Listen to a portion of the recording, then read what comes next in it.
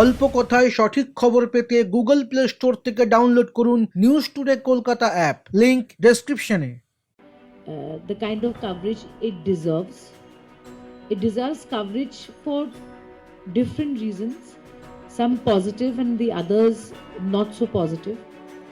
It is a state that is going to election amongst many other states in 22. And whatever I have experienced in the last about 2 months, there is absolutely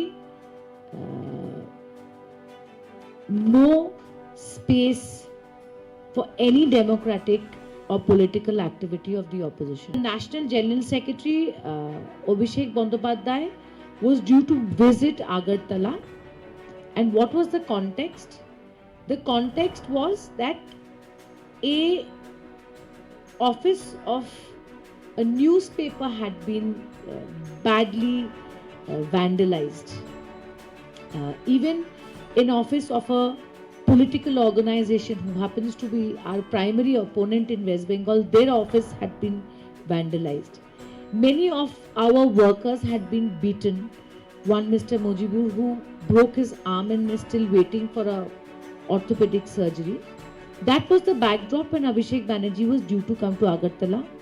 As you know, Section 144 was implemented in those thanas in which he wanted to visit, and we decided strategically not to bring National General Secretary to Tripura at that time, because the by-election in West Bengal, especially our chairperson Mamata Bandyopadhyay, her election was happening, and Abhishek Banerjee was playing a critical role in that electoral process. To jeopardize him at that moment in Tripura, we thought strategically was not a good idea, because there is enough experience in Goa. You have seen, it's been covered by many channels.